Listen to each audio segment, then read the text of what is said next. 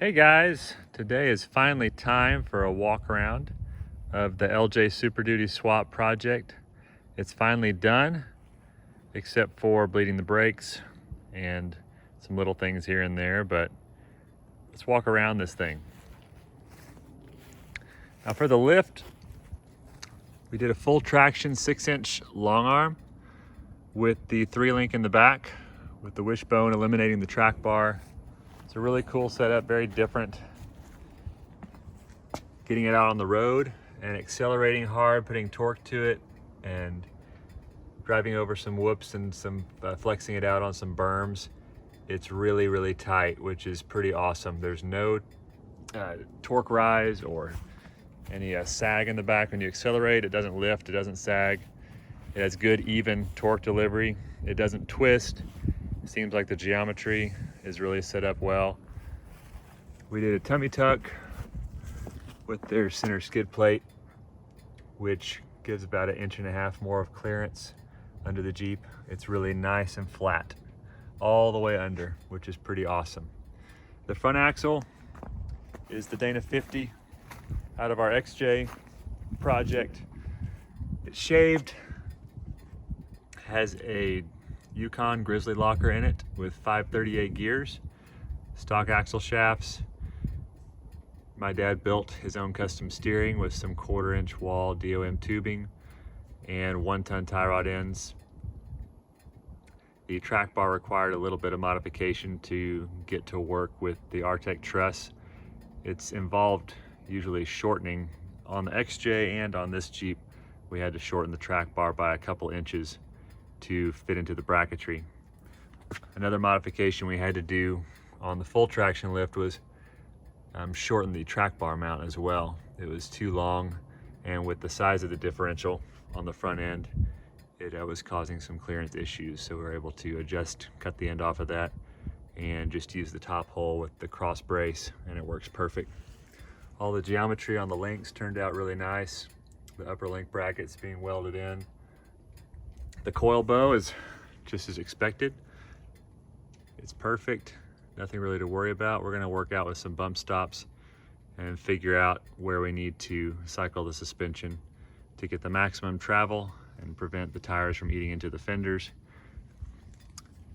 On our flex test, the tires get up, tuck right inside the fenders. They just start making contact with the shock having another 2 inches of travel. And the back tucks really, really well too. We're just gonna have to trim the back of this fender flare on the inside along the frame, probably about 1.5 inches along that backside to get clearance. The engine is still the stock 4.0. No modifications done to it, just the custom exhaust to get it to go around that 3-link wishbone, which I guess I can show you now because that was quite an ordeal. Luckily we had a really good exhaust shop that didn't mind playing around and figuring out how to route everything under here.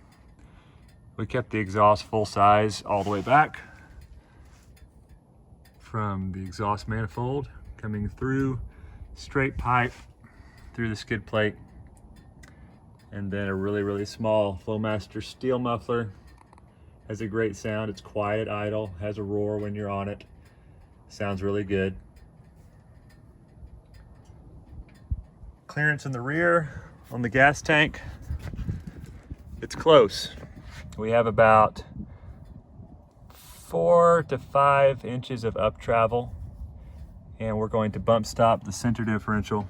We're going to build a bump stop cross member to snub the top of this axle to prevent it from going too far up, but not really an issue unless we hit a really large bump. It won't limit the side-to-side articulation. We'll just need to limit the up travel a little bit to clear it. We did not do any wheelbase stretch. This is all factory wheelbase LJ. Stock bumpers for now, front and rear. The front bumper, Dad just took the end caps off, and we had a winch plate line in the shop, which was really great. Just put the winch plate on the stock bumper with his winch off of his XJ. It's been a really great piece. Worked very well every time we've used it, been reliable, and has a good synthetic rope, which is nice. Factory tow hooks We'll see how it turns out. We may cut the sides of the bumper off to make it a little bit more stubby, but in the next year or two, he plans on getting some good classic bumpers on this thing. He wants to leave the fenders pretty factory and preserve as much of the factory lines of the Jeep as possible. It looks really clean and really nice, so he doesn't want to really affect the overall look with two fenders or a chop or anything like that. He plans on getting some fender flares to provide a little more tire coverage, but overall very pleased with how the tires really tuck inside the Jeep. For a 1-ton swap being a lot wider than the factory axles, the wheels having that deep back spacing. These are 5.7-inch back spacing wheels, American Ansel off-road wheels with the 8-on-170 lug pattern. They really provided enough tuck to keep the tires looking semi-normal and not being crazy wide, which is really cool. The Jeep drives really, really well on the road. The ride is very soft, supple. It seems to be well valved. The shocks seem to control everything very well. We'll see as time goes on what we think. The tires are running right now at around 22 psi.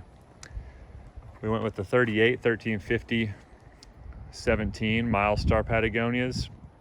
Really been enjoying the tires on the white JL that we have, so Dad decided he had to have a good set to put on here, and he really wanted to get a little bit bigger than a 37, especially with the Sterling in the rear, to get that little bit more ground clearance, and the tires ended up fitting perfectly.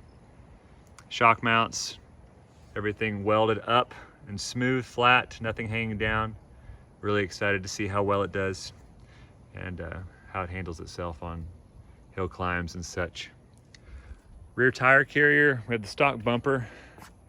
In the past, we've had bumpers that have the tire carrier on the bumper itself, such as the old worn style steel bumpers, and they always involve a latch and an additional hinge, and you kind of have to, it's a 2-stage operation to get your tailgate open, which is really a pain over time.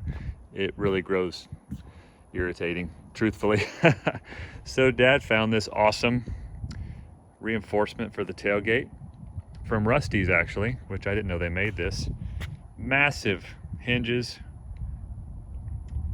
and bolts through to frame supports, and it bolts around the roll bar base. If you pull the carpet up and behind, can't really pull this up right now, but has a great steel bracing that goes under the carpet around the roll bar and bolts into the body tub. Makes a very, very strong frame for the tailgate. And you just have one hand to operate your tailgate. It's pretty awesome. The bracket goes all the way along the back of the tailgate, as you can see. Strengthens the whole thing across. No vibration. Really, really beefy piece. And a third brake light bracket worked out incredibly well. And the wheel, LED, shines your third brake light through there. It's pretty awesome. Air compressor, which I guess I should have shown you while I had this open. Have that mounted in the back on the right side. Worked out pretty awesome. He has all of his gear ready to go four-wheeling. Test this thing out. Wiring and such, all done, really clean in the interior. Wanted to leave it as factory as possible. So you can see his switch set up for the air compressor on the right, then the locker. All the switches are factory style, so it doesn't look like anything's been cut into the dash or chopped or messed up in here. It really looks clean and really factory. And here you can see the shift setup for the Rubicrawler we have in here. We swapped in the Ruby case, the 241 OR that we had in the XJ. And then we bought a Rubicrawler from Advanced Adapters, and that's a tail housing replacement for the 42 RLE automatic transmission that gives you a 272 gear reduction box on the back of your transmission. So you have a true 3-speed. I can't really get the phone up in there, I don't think. You can see the shifting, the levers, the shift cable set up. Very, very smooth shifting, very positive action. Really, really nice pieces. Advanced Adapters always makes nice stuff. So it gives us a true 3-speed transfer case. You have your 4 high. Then you have your 272 low range, which you can also use in 2-wheel drive and have a 2-wheel drive low. And then you have your 4-to-1 if you put the rock track in low range and you leave the Rubicrawler just in straight 1-to-1. And then you have the Rubicrawler in low and the rock track in low, and that gives you that 10.8, I believe, to 1, which is a 165 crawl ratio, which would really only be used in specific situations, maybe on some really technical bouldering, or I don't know, going down something really steep that you weren't worried about having to power out of a tipping situation. We'll have to see how it turns out. It's pretty awesome, but not sure how much we're going to use it. We'll just have to see. So I look forward to testing that out and seeing how it all works together. But having the 272 option is really going to make it nice for the milder trails or in between trails, keeping up with the group, not falling behind, having to switch from high range to low range to get the rock track out of the 4-to-1 because you can't go fast enough. It's going to be pretty exciting. Future plans, getting some sliders also. So bumpers and sliders, that's really all that it's needing at this point. Really excited to get it out on the trails and drive it. It just drives so well. Couldn't be more pleased. And the Jeep turned out looking so nice. We are so surprised at how well the tires fit, how well the suspension came together. It was a lot of work, but really worth it. Hope you guys enjoyed the video. Looking forward to showing you any new things we do in the future and getting out on the trail and wheeling it, seeing how it does. Hope y'all have a great day. Take care. See ya.